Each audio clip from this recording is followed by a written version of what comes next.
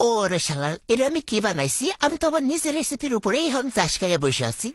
আমার মতো গরিব রাখুই যারা কিনা দামি আইটেমের জন্য এরকম ডেজার্ট বানাইতে পারো না, তাদেরকে আজকে আমি কম দামি আইটেম দিয়ে এরকম দামি ডেজার্ট তৈরি করে দেখাবো। আর এই আইটেমটাকে কিন্তু তোমরা ঈদের স্পেশাল ডেজার্ট হিসেবে রাখতে পারো। তো প্রথমে গাজরের কাপড়গুলোকে খুলে এর মাথা আর পাছাগুলোকে বাদ দিয়ে নিব। তারপর এটাকে ভালো করে গ্রেট করে নিব। এখন একটু প্যানের মধ্যে 2 চামচ পরিমাণে ঘি দিয়ে নিব। দেখছো, এখন আমি বড়লোক হয়ে গেছি। এখন একটা দারচিনি আর একটা তেজপাতা দিয়ে নিব। বাসায় এলাচ নেই, তো গরিব।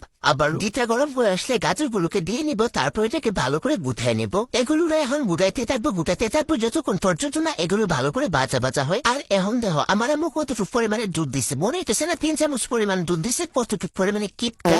এখন দিয়ে দিব 1/4 কাপ চিনি, মানে আপনাদের স্বাদ অনুযায়ী যতক্ষণ চিনি দেওয়া যায় ততই ভালো। এখন এটাকে ডাকনা দিয়ে ডেকে আমি 5 মিনিটের মতো রান্না করবো। তারপর এমনিতে দেখবেন যে গাজর থেকে অনেকটাই পানি বের হয়ে এসেছে। আমার গাজরটা কিন্তু ভালো করে সিদ্ধ হয়ে প্যান থেকে ছেড়ে এসেছে। এখন এটাকে আমি লাড্ডু শেপ দিয়ে নিব। এই গাজরগুলোকে দেখে মনে হচ্ছে না যেন কমলা বুক মিষ্টি? উফ, কি সুন্দর হয়েছে।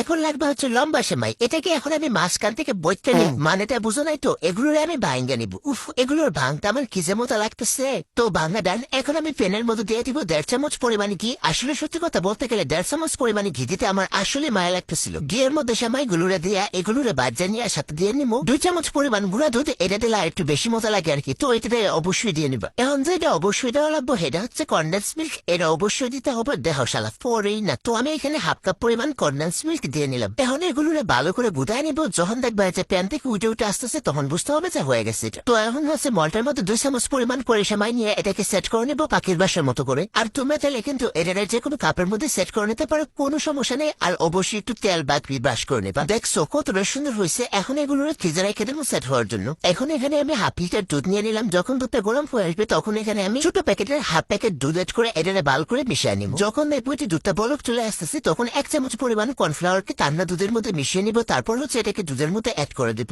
আবারও হচ্ছে 1/2 চামচ পরিমাণে কাস্টার্ডকে ঠান্ডা দুধের মধ্যে মিক্স করে তারপর এটাকে দুধের মধ্যে দিয়ে দিব। এখন হচ্ছে আমি 2 চামচ পরিমাণ কনডেন্স মিল্ক এর সাথে অ্যাড করে দিব। যেহেতু আমার হাতের কাছে কনডেন্স মিল্ক আছে তাই দিতেছি, আর না থাকলে জীবনও দিতাম। আর এদিকে দেখতেই পারছো যে আমার এটা হয়ে এসেছে। ঠান্ডা হলে কিন্তু এটা আরো জমাট বেঁধে যাবে। আর এদিকে পাখির বাসাগুলোকে ফ্রিজ থেকে বের করে আমি চামচ দিয়ে উঠিয়ে নিচ্ছি। আর এগুলো উঠানো কিন্তু খুবই সহজ। ডেকোরেশন করার জন্য একটি বাটির মতো দুধের মালা নিয়ে এর উপরে পাখির বাসাটাকে দিয়ে উপরে গাজরের মিষ্টিটাকে দিয়ে সাইড দিয়ে কিছু পেস্তা বাদাম দিয়ে এটাকে সাজিয়ে নিব। সো তোমরা দেখতেই পারতেছো যে কি পরিমাণে সুন্দর লাগতেছে। আর এটা খাইতে কি পরিমাণে যে মজা, তোমরা একবার না খাইলে কিন্তু এটা বুঝতে পারবে না যে এতটা পরিমাণে মজা হয়। আমার আগের ভিডিওতে কমেন্ট করেছিল চৈতি, সুবাইতা, তাসফিয়া, আলিশা, উর্মি, আলবি, নাইমা, বিপ্লবী, কুলাম, হামুন, তাহানাদিরা। তোমাদেরকে অসংখ্য পরিমাণে ধন্যবাদ।